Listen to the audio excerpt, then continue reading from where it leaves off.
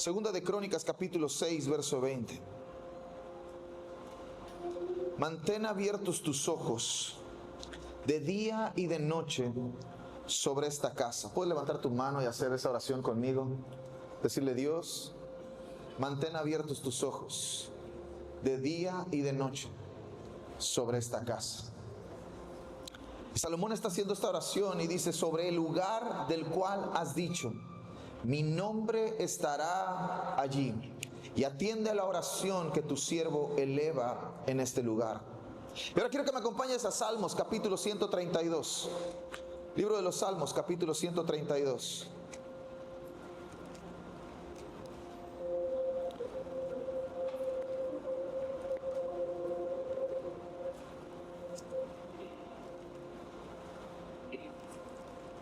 Libro de los Salmos, capítulo 132, verso 14, verso 14. Verso 13, desde el verso 13. El Señor eligió a Sión. El Señor eligió a Sión y decidió establecer allí su santuario. Verso 14. En este lugar viviré para siempre. Aquí es donde quiero establecer mi trono. Entonces, estos dos versículos a mí me enseñan y me dejan ver que aún cuando nuestro Dios tiene una cualidad y un atributo que no es comunicable, de lo que hablamos, ¿se acuerdan de la serie de quién es Dios? Es un atributo que no es comunicable, es un atributo que solo Él posee y que no lo comparte con nadie más. Y es la omnipresencia. Dios tiene la capacidad, porque es Dios, de estar en todo lugar al mismo tiempo. Él es omnipresente. Pero aun cuando nuestro Dios tiene esa cualidad, ese atributo, disfruta de ese atributo que solo es de Él, Dios escoge lugares para hacerse presente. Dios escoge lugares geográficos para mostrarse, para darse a conocer. En el segundo libro, en la segunda carta de Crónicas, segundo libro de Crónicas, vemos a Salomón hacerle una petición. Dios, que tus ojos estén atentos a este lugar, a esta casa. Yo sé que tú puedes ver todas las casas que hay sobre la tierra, pero pon tus ojos sobre esta casa. Que tus ojos estén abiertos de día y de noche sobre esta casa. Sé que pueden estar en todos lados, pero mira esta casa. Que tus oídos, que lo escuchan todo y pueden prestar atención a todo y tienen la capacidad de responder todas las oraciones que el mundo hace. Por favor, presta atención a nuestras oraciones que hacemos en este lugar. Y luego Salomón escribe este salmo, el 132. Y Salomón escucha a David hacerle una petición: quédate aquí. No voy a dar descanso a mis párpados hasta que haya un lugar para ti.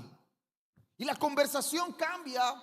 Y el verso 14 ahora ya no es David haciendo una petición. Ahora es Dios haciendo una promesa a David. Esta es mi casa, este es mi lugar, este es el lugar que yo he decidido.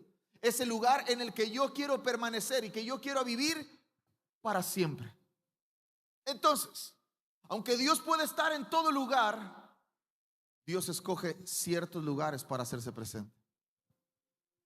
Entonces Dios nos ha dado un lugar para disfrutarle, para deleitarnos en Él. Y ese lugar es la iglesia. Es la casa de Dios, es su casa.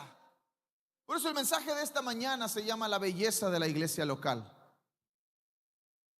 Yo quiero que juntos podamos descubrir y entender que este lugar que tú y yo estamos aquí hoy expresando es un lugar que Dios disfruta.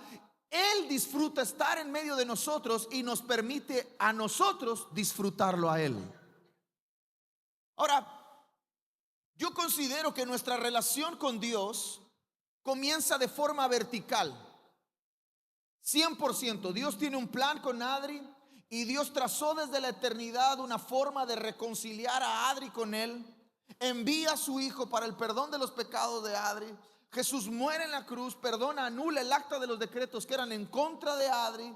Ahora ya Adri no es huérfana, ahora Adri es hija. Y ahora Adri está reconciliada con el Dios que un día, aunque ella no hiciera nada malo, si Dios venía, si Él aparecía, eran enemigos. Ahora ya no son enemigos, ahora son amigos. Entonces nuestra relación con Dios comienza de forma vertical. pero también se tiene que expresar de forma horizontal.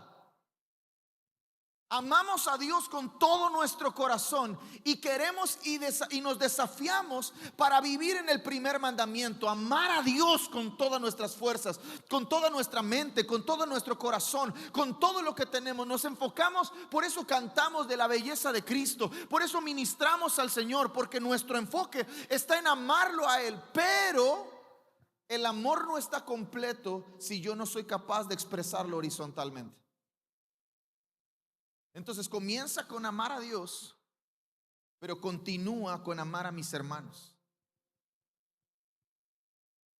Así que voltee con el que está a su lado y dígale: te amo, te amo, te amo, te amo, te amo.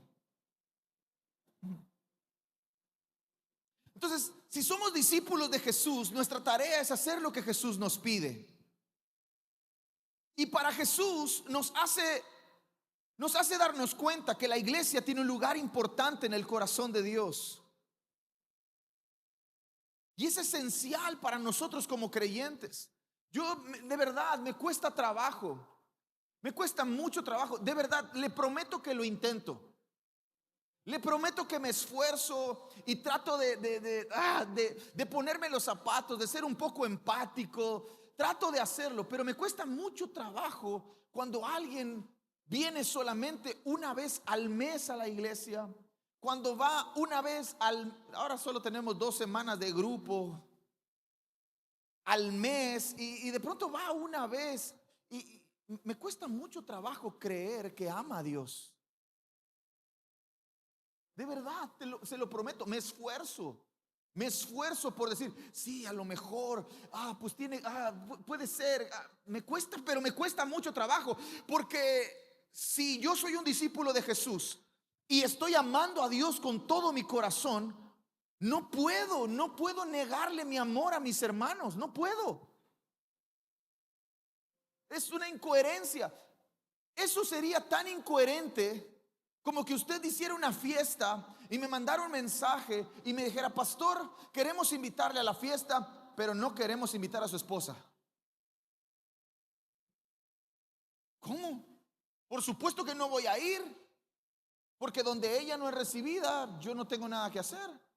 Entonces Dios funciona exactamente igual. Cada vez que tú y yo decimos: no, yo no tengo ningún problema con Dios, pero tengo un problema con la iglesia, le está diciendo exactamente lo mismo. Dios, tú me caes bien, pero todos los que son mis hermanos y todos los que están aquí y todos los otros a los que tú amas no me caen bien. Es una incoherencia, no tiene sentido. Es absurdo, honestamente es absurdo, es incoherente. Ahora, eso no significa que no tengas algunas cosas que resolver en el interior. Probablemente necesitas resolver algunas cosas y eso te va a ayudar, y procesarlas y comenzar el proceso de resolver y de sanar todo eso. A lo mejor te hace darte cuenta que tanto necesitas amar a Dios como necesitas amar a tus hermanos, que tan importante es tu relación vertical con Dios como tu relación horizontal con tus hermanos. Y Dios ha destinado, ha preparado este lugar, ha decidido poner a este lugar, la iglesia, como el lugar en el que podemos disfrutarlo a Él y Él nos puede disfrutar a nosotros. La iglesia es un refugio. ¿Cuántos hallaron refugio en la iglesia? La iglesia es donde sanamos. La iglesia es donde recibimos y disfrutamos su presencia. La iglesia es el lugar donde tenemos luchas y enfrentamos desafíos juntos. Pero ¿qué es la iglesia local? De la boca de Jesús, la palabra iglesia solo sale 1 o 2 veces, si no me equivoco. Y la utiliza en un contexto que a lo mejor nosotros casi no practicamos o no tenemos tan común, porque el mundo ha cambiado un poco. Pero eso no significa que la esencia se haya perdido. La esencia no se ha perdido. La iglesia sigue funcionando para una sola cosa. La iglesia, cuando sale de la boca de Jesús, Él utiliza una palabra griega que es eclesía. Y esa palabra griega, eclesía, tenía un significado. Y el significado es los llamados afuera. ¿Los qué? Entonces usted no está llamado adentro, usted está llamado afuera. Pero sucede algo complicado. Los que estamos llamados afuera no podemos hacer nada afuera que no hemos hecho adentro. Si tú y yo queremos hacer algo afuera que no hemos hecho adentro, no va a tener efecto. Pero si tú y yo hacemos afuera lo que acostumbramos a hacer adentro, entonces va a tener peso. ¿Se entiende? Entonces los llamados afuera no es un edificio. La iglesia no es un edificio, es un grupo de personas a los que Dios les ha dotado una autoridad gubernamental. Cuando Jesús está utilizando la palabra eclesía, Él está usando un término que sus discípulos entienden, porque Roma lo usaba todo el tiempo. Cuando Roma iba a conquistar, iba a colonizar, iba a hacer algo con otra nación, ellos enviaban personas a los que les habían dado autoridad. Y esa autoridad se ejercía cuando ellos llegaban a ese lugar. Cuando llegaban decían, Roma llegó. Roma no había llegado. El César seguía en el palacio. Todos estaban ahí. Solo habían llegado ellos. Pero cuando ellos llegaban, era un anuncio. Era un anuncio que un reino mayor al que estaba iba a establecerse pronto. Entonces la iglesia tiene que funcionar de esa forma. Hay un reino mayor que viene sobre la tierra. Él viene, el rey viene a reinar sobre la tierra. Pero la iglesia es una expresión de ese gobierno. A donde tú y yo vamos, el reino de Dios puede establecerse. Entonces deje de orar que Dios le cambie el trabajo, que Dios le saque de ahí, y comience a enfocarse en establecer el reino en ese lugar. Claro, porque es lo más fácil. Todos quieren vivir en una burbuja aquí, donde que nadie me haga nada, aquí Dios y yo, y nos amamos y... No, vete allá y métete allá y establece el reino ahí. Funciona como iglesia. Si la iglesia no es el edificio, sino es el conjunto de personas que han sido dotadas de una autoridad divina para establecer el reino. Dios te comisionó, Diego. Dios puso algo en tus manos para que a donde vayas el reino de Dios se establezca. Pero de nuevo, no voy a poder hacer afuera lo que no estoy haciendo adentro. No voy a poder transformar afuera lo que no estoy transformando adentro. Si yo todavía aquí adentro estoy luchando con cosas, estoy batallando con cosas, estoy siendo incoherente con mi vida para con Dios, afuera va a ser difícil. Tarde o temprano te van a señalar y te van a decir, no te creo. ¿Se entiende? Entonces la eclesía es este grupo de personas que tienen autoridad para gobernar, para sacudir las puertas del Hades. Jesús está hablando con sus discípulos en las puertas del Hades, ahí en esa ciudad, en Cesarea de Filipo, uno de los lugares más complicados del momento. Y Jesús les está diciendo, las puertas del Hades, este ambiente, este sistema no va a prevalecer contra la iglesia. La iglesia tiene la responsabilidad de hacer retroceder al Hades, de empujarlo hacia atrás, no solamente de aguantar los embates y ay no, pastor, estamos sufriendo, estamos padeciendo aquí, pero aquí estamos aguantando. No se trata de que aguantes, se trata de que empujes hacia atrás, de que hagas retroceder. Y lo único que puede hacer retroceder es la vida del reino. Este asunto no es de edificios, es de reino. Este reino tiene un rey y ese rey un día va a gobernar. Entonces la iglesia está para eso, está para manifestar su reino en lo que Él regresa. La Biblia utiliza varias cosas para hacer referencia a la iglesia. Efesios capítulo 1, verso 22, la llama el cuerpo de Cristo. Efesios capítulo 1, verso 19, la llama la familia de Dios. Apocalipsis capítulo 19, verso 7, la llama la novia de Cristo. Entonces la iglesia no solamente es el lugar al que voy. La iglesia es el cuerpo de Cristo. La iglesia es la familia de Dios. La iglesia es la novia de Cristo. Es mucho más de lo que mis ojos pueden ver. Es mucho más de lo que creo. Es mucho más de lo que a lo mejor sé. Pero de algo estoy convencido. La iglesia es un lugar donde podemos experimentar a Dios. La iglesia es el lugar donde podemos disfrutar a Dios. Pero pastor, Dios está en todas partes. Sí, Dios está en todas partes. Dios es omnipresente, Dios es omnisciente. Dios tiene la capacidad de llenarlo todo. Él lo llena todo en todo Sí, pero Él ha escogido lugares para poner sus ojos y que sus oídos estén atentos. Y cuando la oración del siervo se levanta en ese lugar, Dios decide hacerse presente. Había muchas zarzas en el desierto, pero Dios escogió una para parecerse a Moisés. Había muchos aposentos altos en Jerusalén, pero Dios escogió uno donde estaban los discípulos para hacerse presente. Había muchas vírgenes en los días de María y Dios escogió a una para hacerse presente. Entonces, aunque Dios puede estar en todas partes, Dios siempre escoge un lugar. Y yo personalmente creo que la iglesia es un lugar donde podemos disfrutar a Dios, donde podemos experimentar a Dios, donde podemos saber que Dios está en medio de nosotros.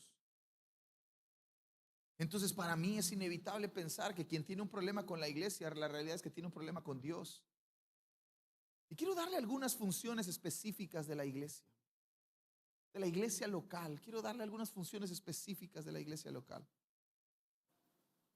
Número 1, es un lugar para adorar a Dios. Juan capítulo 4, verso 23. Es un lugar donde nos reunimos para adorar a Dios.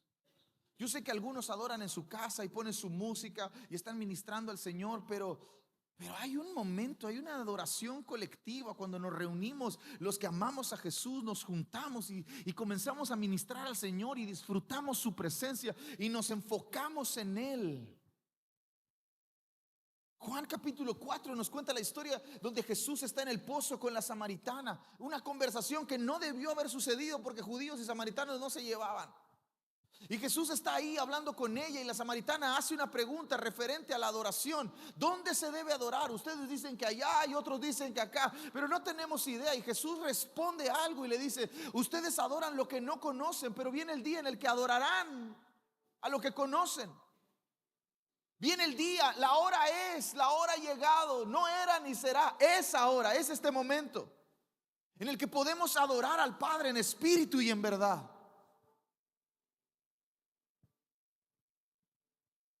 Mateo capítulo 28, versos 19 al 20. Una función específica de la iglesia es predicar el evangelio. No acabar con la pobreza, predicar el evangelio.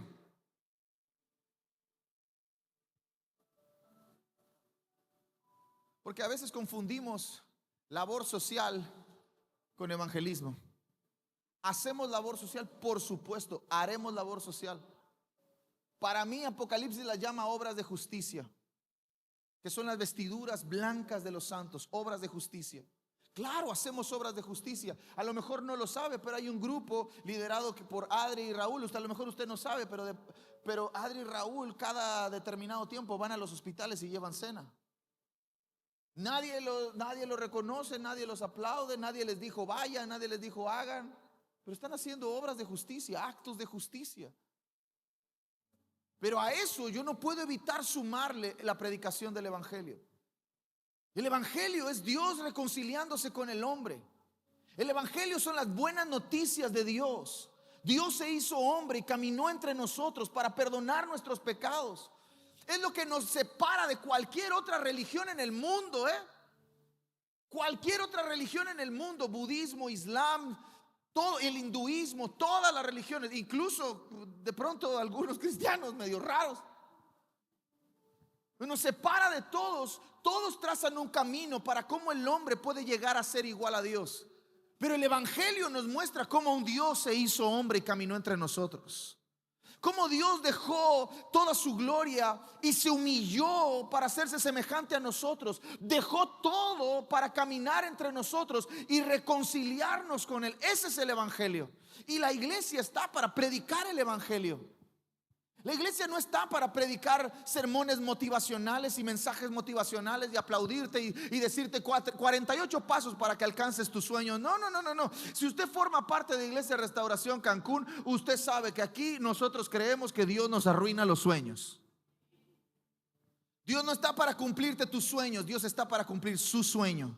Y Él nos está llamando a todos para colaborar con su sueño. No importa si mi sueño es grande, el sueño de Dios es mucho más grande y honestamente mucho más importante.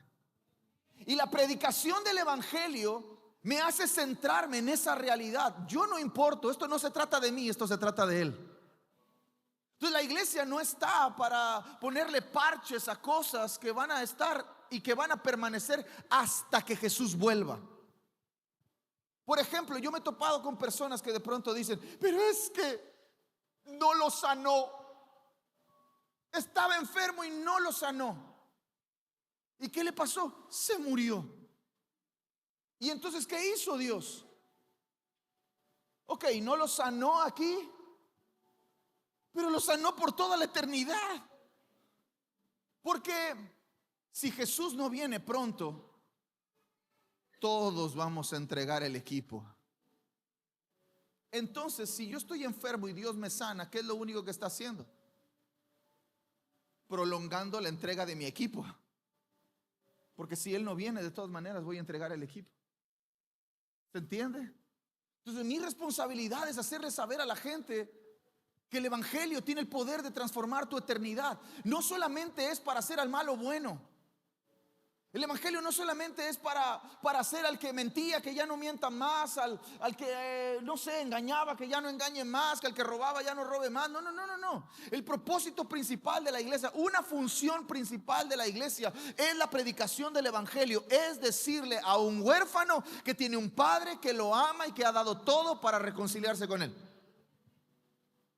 Otra función principal de la iglesia, Efesios capítulo 4 verso 12. Pablo está escribiéndole a la iglesia en Éfeso y está diciéndole que Él descendió a las partes más bajas de la tierra, ascendió y dio dones a los hombres. Se partió de Él mismo, de su naturaleza, repartió dones a los hombres. Y esos dones tienen un propósito.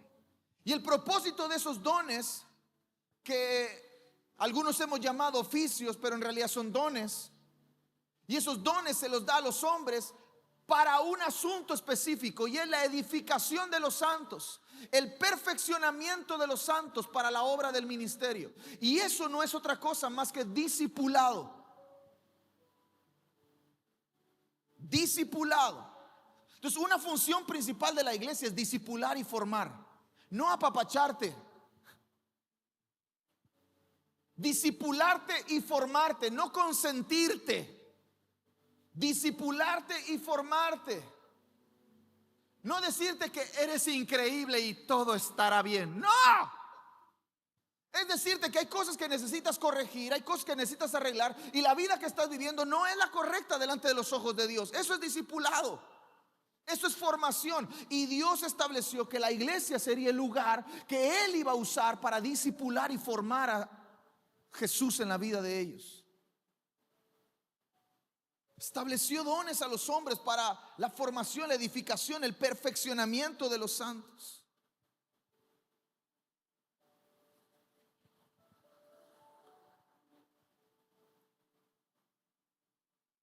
Otra función principal de la iglesia, Lucas capítulo 10.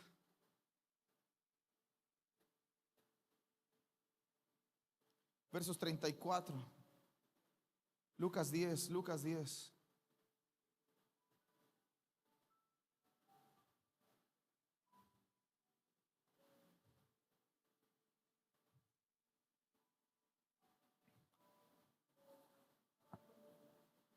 Lucas 10.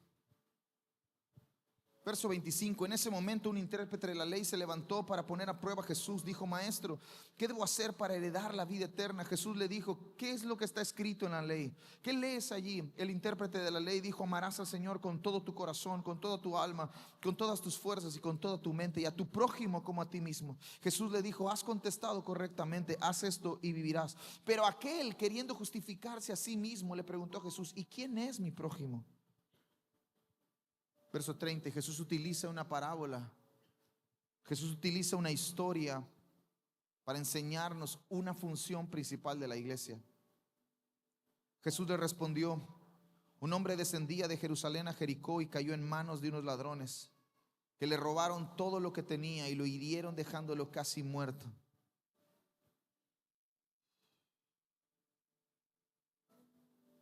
Yo no sé cómo ella. El otro día estaba mi esposa escuchando un podcast de, no sé, no recuerdo quiénes eran, Y estaban contando una experiencia que habían tenido de haber ido a la iglesia.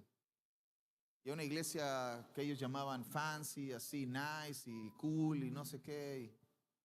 Y luego cuando termina la conversación, ella dice que se encontró con unas personas afuera.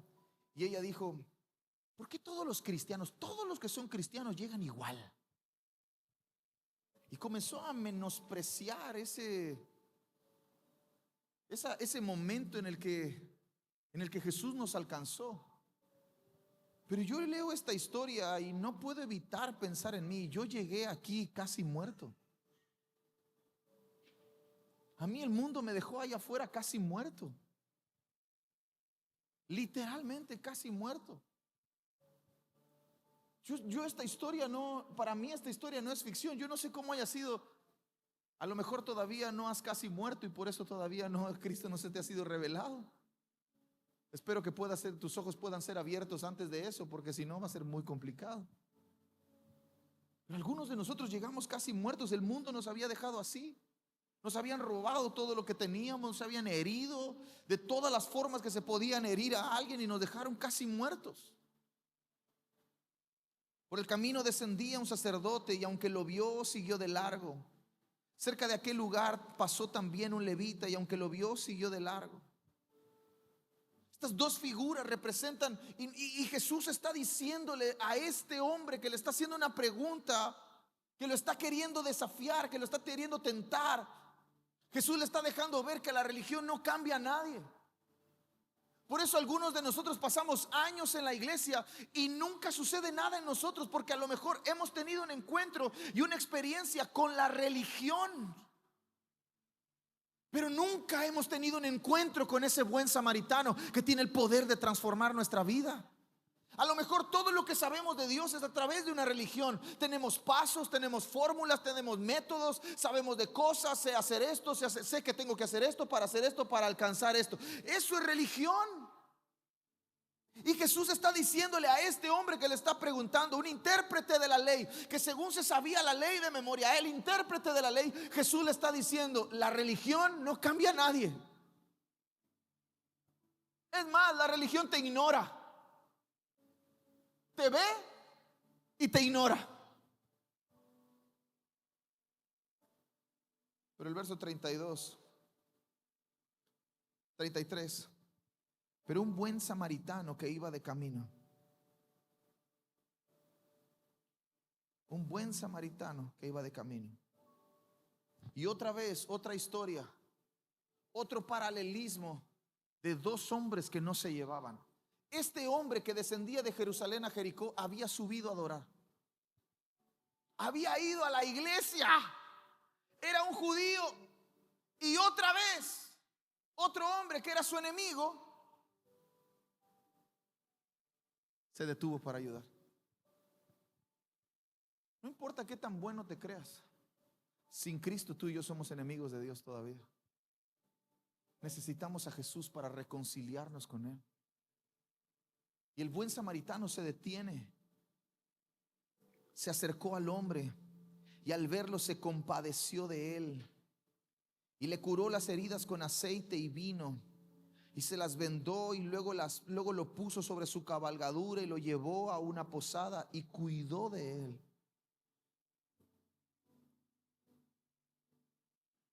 Yo agradezco a Dios.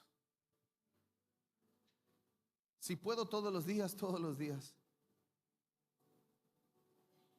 Pero agradezco a Dios que cuando yo estaba casi muerto, hubo alguien que se detuvo para ayudarme.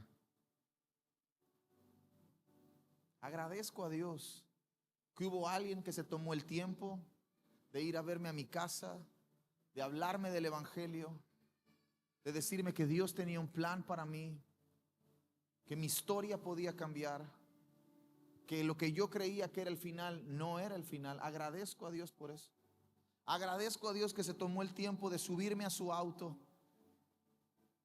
Agradezco a Dios el tiempo que se tomó de hablar conmigo, de invitarme a un café, de llevarme a cenar, de compartirme del evangelio, de hablarme de lo que Jesús puede hacer. Agradezco a Dios por eso. Agradezco que hubo un hombre que se compadeció de mí. Agradezco que Dios usó un hombre para vendar mis heridas, para cubrir mis heridas con aceite y con vino. Que nadie se lo pidió, que era suyo, y de lo suyo me compartió. Pero sobre todas las cosas, muchos de nosotros hacemos eso porque amamos a nuestros amigos, ¿verdad? Y nos compadecemos y les compartimos y les hablamos y tratamos de curar sus heridas, de vendar sus heridas con vino y aceite. Pero para el buen samaritano no fue suficiente hacerlo en la calle. Para el buen samaritano no era suficiente vendar sus heridas y curar sus heridas en la calle. Lo sube a su cabalgadura y lo lleva a un mesón. Lo lleva a un lugar específico. Pudiendo haberlo atendido ahí, no lo deja ahí, lo trae a un lugar específico.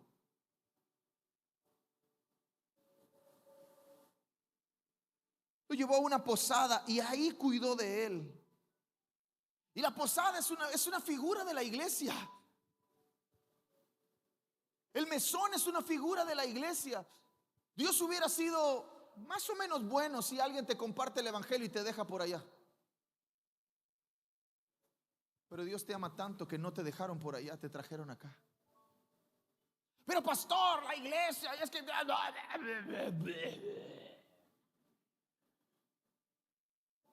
lo mejor te dejaron en un mesón que no era tan chido. A lo mejor te dejaron en un mesón que todavía estaba aprendiendo a cuidar, como nosotros. A lo mejor te dejaron en un mesón que no tenía nadie que cuidara de ti. Pero eso no cambia la función principal de la iglesia, que es sanar y restaurar. El hombre cuida de él. El verso 35. El otro día, antes de partir, sacó 2 monedas y se las dio al dueño de la posada y le dijo: cuídalo, cuídalo, cuídalo. Y esta es una promesa y una palabra para todos los que lideramos de alguna forma. Cuida lo que Dios ha puesto en tus manos. Cuida lo que Dios ha puesto en tus manos, porque no es tuyo, es de Él. Era amigo de Él. Él lo cuidó, Él lo curó, Él lo levantó y lo llevó. Y Él se está comprometiendo. Cuídalo. Saca las 2 monedas y las pone en sus manos y le dice: cuando yo regrese, te pagaré todo lo que hayas gastado de más. Yo leí esta historia y mi corazón inevitablemente se llenaba de esperanza, porque algunos de nosotros hacemos cosas esperando que la recompensa venga de a quien se lo hacemos.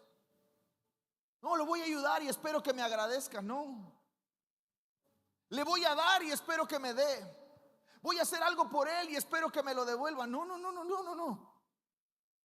Probablemente el herido ni se iba a dar cuenta. El herido iba a ser cuidado y cuidado y cuidado, y a lo mejor iba a pensar que era asunto del dueño de la posada. Pero el dueño de la posada sabía en su corazón que no era asunto de él, sino que tenía una promesa, que aquel que lo había dejado ahí, cuando volviera, iba a pagarle todo lo que hubiera gastado. Mi recompensa no es de esta vida. Mi recompensa no es de los aplausos de ustedes. Mi recompensa no es de la gratificación de ustedes. Mi recompensa no es de la aprobación de ustedes. Mi recompensa viene de lo alto. Él viene y viene con su galardón en su mano. Y mi responsabilidad y mi corazón está en cuidar lo que Él ha puesto en mis manos hasta que Él vuelva. Él volverá y me preguntará: ¿qué hiciste con Diego? Y yo le estaré dispuesto a decirle: lo cuidé. Lo cuidé. A veces se dejaba cuidar y a veces no se dejaba cuidar, pero yo lo cuidé. ¿Y qué hiciste con Cicely? La cuidé. A veces se dejaba cuidar y a veces como que se sacudía y no se quería dejar cuidar, pero la cuidé, porque es mi tarea. Es nuestro trabajo como iglesia. No importa si eres pastor o no. Nuestra responsabilidad como iglesia, ¿cuántos son la iglesia de Jesucristo en este lugar? Nuestra responsabilidad es cuidar lo que Dios pone en nuestras manos, es sanar y restaurar lo que Dios acerca a nosotros. No sé cómo, no se trata de cómo. Tienes vino y tienes aceite. Tienes vino y tienes aceite. Tienes a la persona del Espíritu Santo y tienes algo bueno en ti. Es tu responsabilidad. A lo mejor el lugar en el que te dejaron, a lo mejor no te sanaron, te hirieron. Pero eso no significa que todos sean así. Otra función principal de la iglesia, Hechos capítulo 2, verso 44. Familia, comunión.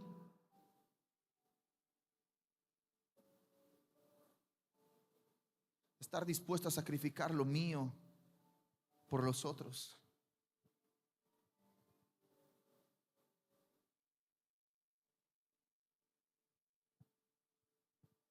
Mateo capítulo 5, versos 13 al 14. Otra función principal de la iglesia: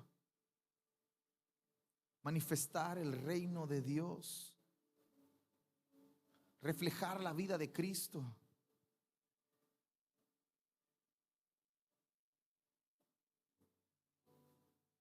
No solo lo que sucedió en la cruz, sino una vida que está siendo formada ahora, hoy. Entonces yo estoy convencido de algo y lo creo con todo mi corazón. La iglesia nace de un deseo profundo. La iglesia nace de personas que entienden que Él se merece nuestros afectos.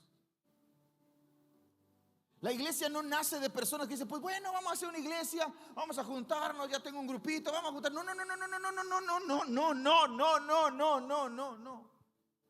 La iglesia nace de personas que han sido heridas profundamente en amor, que están perdidamente enamoradas de aquel que volverá en las nubes y que están dispuestos a sacrificar todo lo que tienen con tal de que otros sean sanados, restaurados, el evangelio sea predicado, el reino sea manifestado y la vida de Cristo sea formada en otros. El reino, la iglesia nace de hombres de hombres y mujeres que están comprometidos no solamente con una causa, sino con aquel que impulsó la causa. Mi compromiso no es solamente con ustedes, mi compromiso es con aquel que me agarró cuando el mundo me dejó casi muerto y me dio una oportunidad.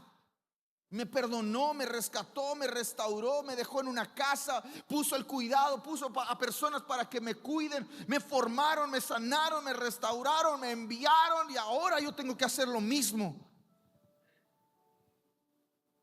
Porque estoy profundamente enamorado, estoy convencido que Él se merece todos mis afectos. La iglesia local es la unión de creyentes unidos por amor y una promesa: Él volverá.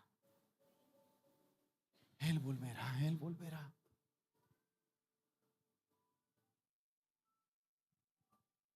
Para mí, la iglesia local es el vehículo que Dios ha escogido para extender su reino. Por eso donde quiera que vayas, a donde quiera que vayas, en tu trabajo, seas maestro, maestra, doctor, ingeniero, arquitecto, influencer, youtuber, tiktoker, instagramer, ya no existe eso, ¿eh? Fotógrafo, pastelero, albañil, plomero, electricista, carpintero, trabajes en hotelería, en restaurantes, gerente, en todo lugar, Dios quiere usarte para establecer su reino. En todo lugar. Oro a Dios que que esa mentalidad en nosotros de este es mi trabajo secular y esta es mi responsabilidad eclesiástica pueda ser derribada en nuestra mente. Tú y yo le decimos, cuando le decimos Dios bendice mi trabajo, pero ahora estoy en la iglesia, cuando Dios te ve y te dice, bro, no entiendo qué me estás diciendo. ¿Cómo? A ver, espérate, explícame, ¿qué es secular y qué es religioso? Dios no entiende nada de eso. Dios, lo único que Él puede distinguir es entre lo santo y lo profano. Lo único que Dios distingue. Dios no distingue si eso es secular o es cristiano. Él entiende si es santo o no es santo. Y Él obviamente no va a estar a favor de algo que corrompe su santidad, pero Él va a bendecir algo que demuestra y evidencia su santidad. Entonces mi trabajo es un lugar que Dios puede usarle. Muela ahí donde estás, Dios te va a usar para establecer su reino. Alfredo, ahí donde estás, Dios te va a usar para establecer su reino. Pero pastor, solo manejo un carro. No importa, cuando se suban al carro se van a subir a una embajada del reino. Ese carro no está manejado por cualquier persona, está manejado por un embajador de un rey que forma parte de la iglesia, que evidencia la iglesia, que extiende la iglesia, que le puede decir al mundo, a lo mejor tienes un concepto de la iglesia, pero ven, te voy a enseñar que la iglesia es mucho más de lo que sabes, que la iglesia es mucho más de lo que crees, que la iglesia es mucho más de lo que piensas, que a lo mejor tienes un concepto de la iglesia producto y resultado de un Dios que tú mismo has formado en tu imaginación, que no es el Dios que está sentado en el trono.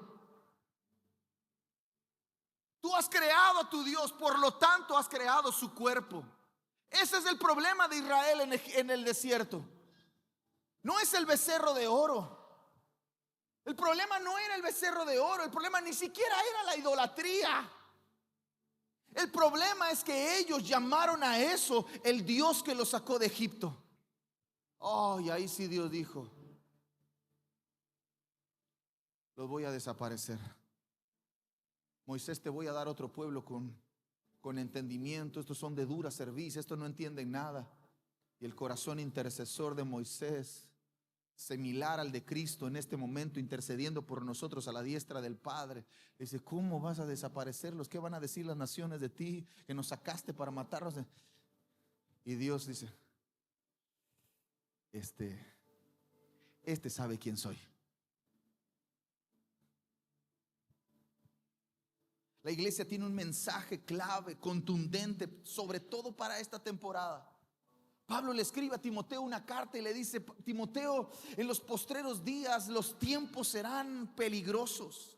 Y esa expresión que Pablo utiliza para decirle peligrosos es una expresión que tiene una similitud con violentos. Los tiempos que te van a tocar vivir, Timoteo, y los tiempos que nos están tocando vivir a nosotros son tiempos violentos. De violencia exagerada, de mucha violencia, violencia interpersonal, violencia racial, violencia de género, violencia familiar. Vivimos en un mundo de violencia y Pablo le avisa a Timoteo que esos serán los días en los que él tendría que pastorear. Pero al mismo tiempo le deja un mensaje claro.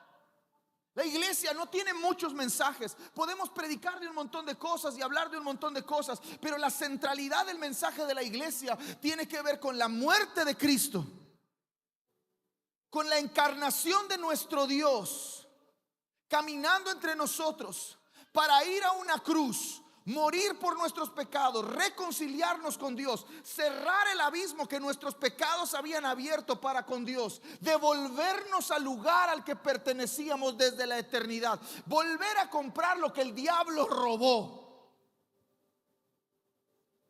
Pero también ese mensaje de la iglesia incluye la resurrección de Cristo. Jesús está vivo y está sentado a la diestra del Padre. Jesús no es un espíritu. Jesús está sentado a la diestra del Padre.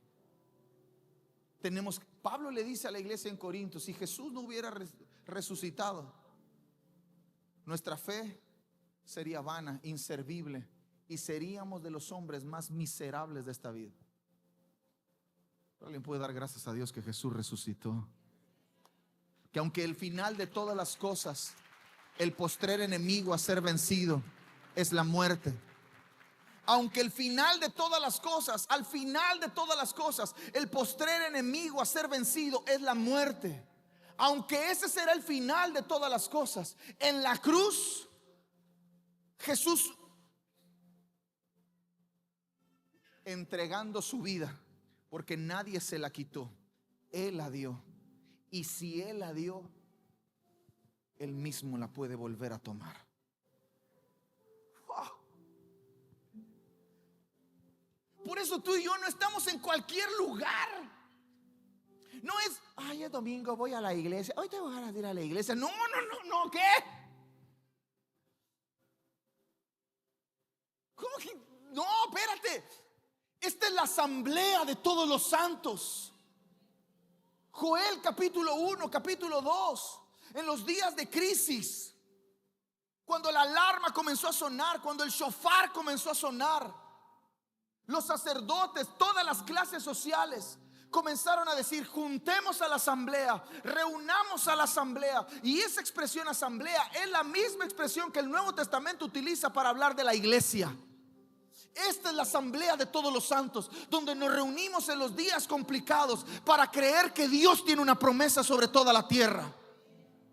Que somos una embajada del reino, que no somos un grupo de personas a los que nos han lavado el cerebro. No, a mí no me lavaron el cerebro, a mí me lavaron completito. No solamente me lavaron, me sumergieron, me remojaron, me cambiaron, me transformaron. El Toño que era hace 18 años no existe más. Este Toño no es el que era. Ahora soy una nueva criatura en Cristo Jesús. Y eso es gracias al sacrificio de Jesús en la cruz, y gracias a que Él me llevó a un mesón donde me cuidaron. Él me trajo a la iglesia.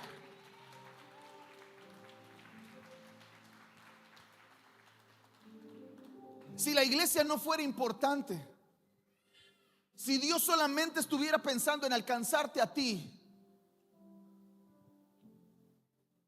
Pablo nunca hubiera pasado 3 años con los discípulos en Jerusalén. Todo hubiera sido: Pablo, ¿por qué me persigues? ¿Quién eres, Señor? Soy Jesús. Y ahí Jesús lo hubiera comisionado, lo hubiera llenado, lo hubiera empoderado y le hubiera dicho: Pablo, ve por el mundo, que yo voy contigo. No.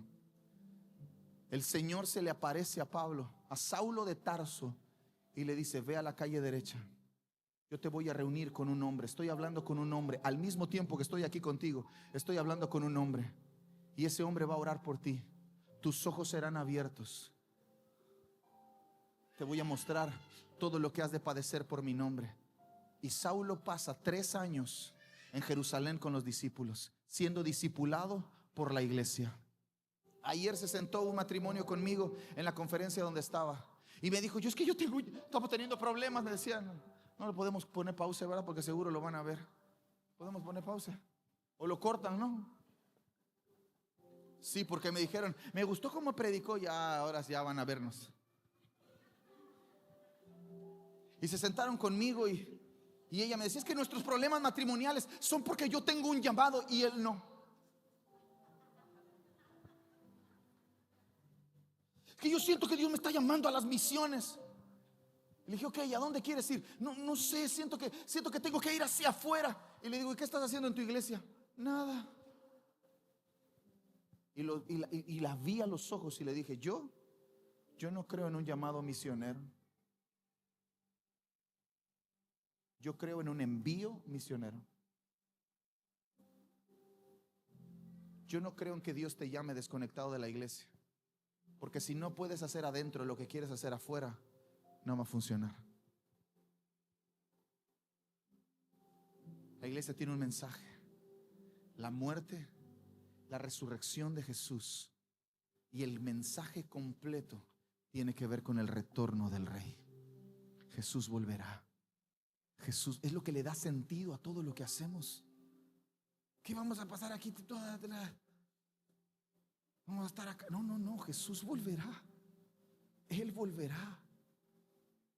Él volverá. De la misma forma que se cumplieron más de 300 profecías literales, o literalmente se cumplieron más de 300 profecías de la primer venida de Jesús. El resto de las profecías, faltan como unas 200 y tantas, el resto de las profecías literalmente se va a cumplir. El cielo se va a abrir, Jesús va a ser soltado y Él volverá entre las nubes, cabalgando un caballo blanco, y de su boca saldrá una espada con la cual herirá a las naciones. Sus ojos son como llamas de fuego, su cabello es blanco. Él reinará, regirá a las naciones con vara de hierro. Las naciones y los reyes de la tierra se van a reunir para conspirar en contra de Dios, y el que está sentado en el trono los ve y se ríe, menea la cabeza y les da una instrucción: besen al Hijo para que el Hijo no se aire, porque cuando Él venga, Él señoreará sobre todas las cosas. Él me ha pedido por herencia a las naciones y se las he dado.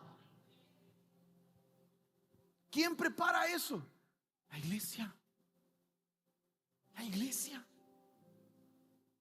Por eso otra función principal de la iglesia es ser un anuncio profético de lo que va a suceder.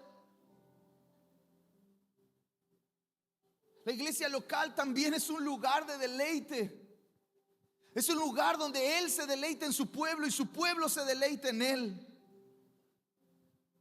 Es un lugar donde podemos hallar descanso en su presencia. Claro, yo oro en mi casa y disfruto mi casa y me siento a la mesa todas las mañanas con Jesús y encuentro cosas en la palabra y disfruto, pero para mí no hay mejor día que el domingo. Tengo la oportunidad de estar en un montón de iglesias a lo largo del año. Todo el año estoy en una iglesia diferente. Y honestamente, lo que tú y yo tenemos no está en ningún lugar del país. Este ambiente que hemos cultivado, esta dinámica que hemos comenzado a construir, no está en ningún lado. No porque seamos los mejores, no porque tengamos a los mejores, no, simplemente porque hemos decidido amar a Jesús por encima de todas las cosas. Él es el centro de todas las cosas. La iglesia tiene un eje central y es Cristo Jesús. La iglesia no gira alrededor del pastor. Si Dios saca al pastor, gloria a Dios, porque Él será el pastor. Él es el buen pastor. Yo no se trata de mí, no se trata de nosotros, se trata de Jesús. Y cuando la iglesia recupera eso, entonces podemos comenzar a deleitarnos en su presencia.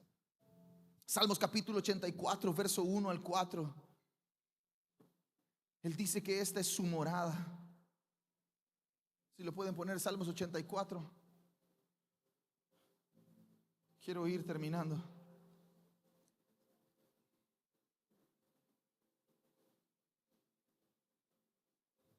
Señor de los ejércitos, cuán grato es habitar en tu templo. Voy a la iglesia cuando tengo tiempo. Voy a la iglesia mi día libre. Claro, yo entiendo tu trabajo, por supuesto. Entiendo tu dinámica laboral. Entiendo que a lo mejor vivimos en una ciudad súper complicada, que a lo mejor nos dan un día a la semana para descansar y es el día que tenemos un chorro de cosas que hacer. Tiene la ropa amontonada ahí porque nada más tienes un día. Está bien, yo entiendo eso, yo entiendo perfectamente eso. Y no te estoy condenando, no estoy juzgándote, te estoy diciendo que pagues el precio. No estoy menospreciando lo que haces, te estoy diciendo que vale la pena. Vale la pena venir al lugar al que Él ha decidido habitar. Señor, cuán grato es habitar en tu templo, no visitar tu templo. Habitar en tu templo. Mi alma anhela ardientemente estar, Señor, en tus atrios.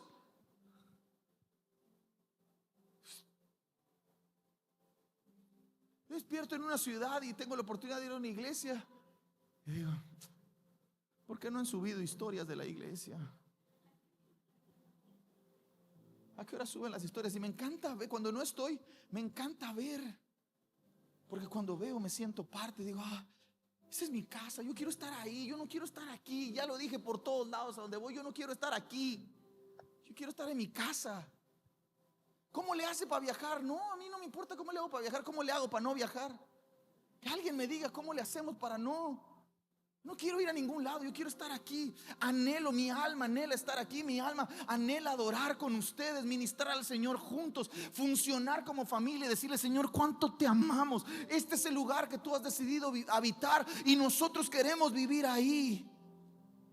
Él se deleita en nosotros y nosotros nos deleitamos en Él.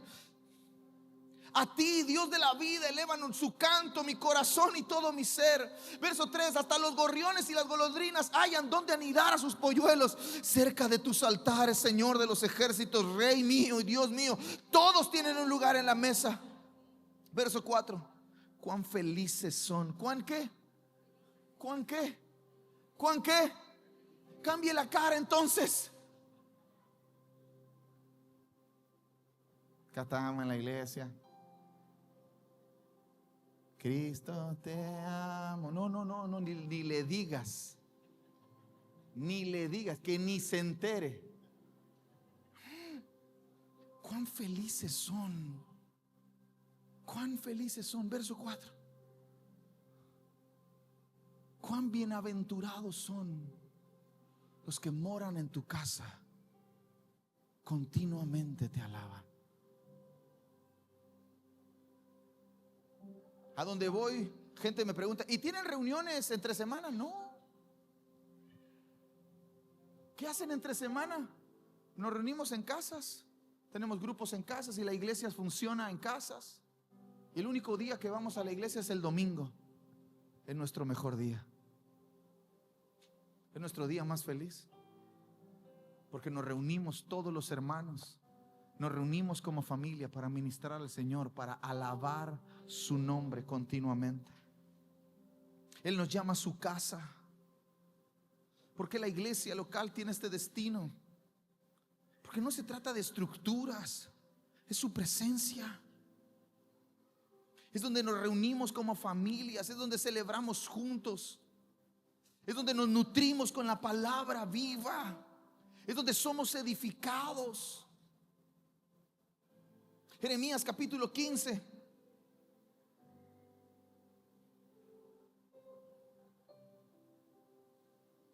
Jeremías capítulo 15, verso 16.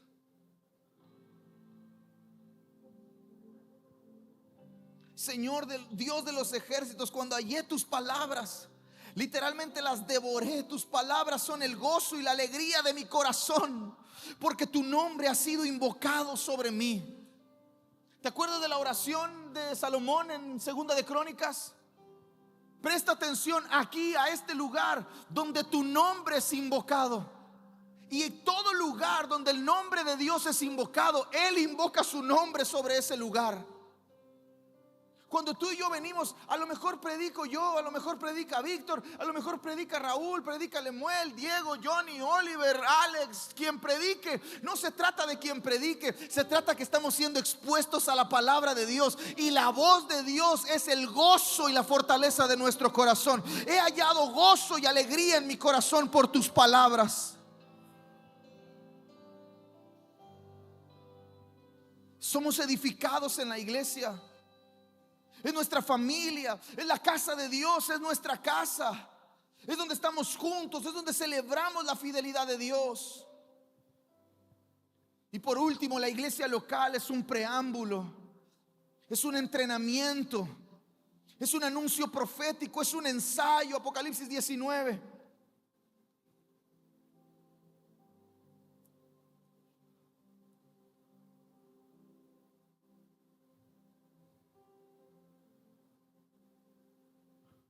Es un ensayo, es un anuncio profético, es un entrenamiento. Bienaventurados, verso 9.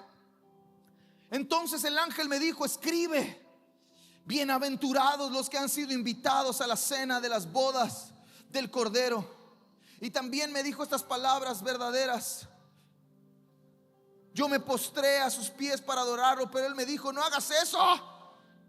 Yo soy consiervo tuyo, de tus hermanos que retienen el testimonio de Jesús.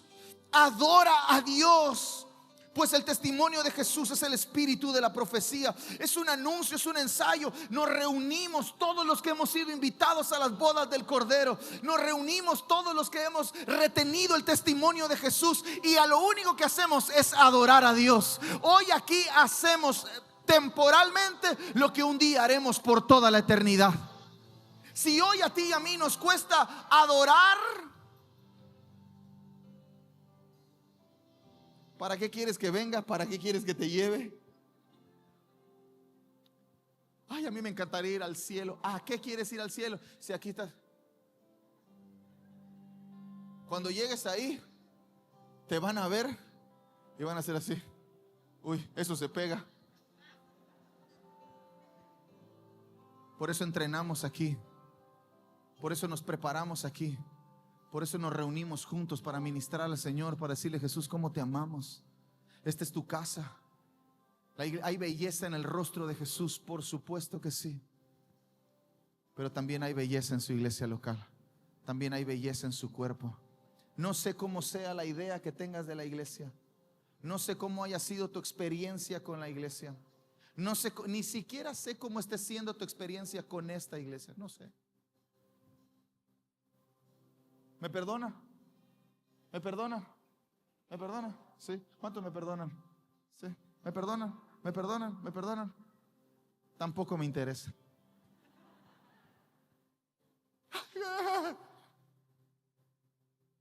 Tienes una tarea: ministrar al Señor, contemplar a Cristo, disfrutar el lugar en el que estás. Porque no sé si sepas, pero hay lugares en el mundo, en pleno siglo XXI, en pleno siglo XXI, hay lugares en el mundo donde esto es ilegal. Donde estar así, si entrara la policía secreta, todos los que estamos aquí iríamos al bote. Y tú y yo tenemos el privilegio de reunirnos para adorar a Jesús, para ministrar al Señor, para ser edificados, para ser fortalecidos, para disfrutar de su presencia y que Él disfrute de nosotros. Yo quiero animarte a que te pongas de pie. Vamos a celebrar la cena del Señor.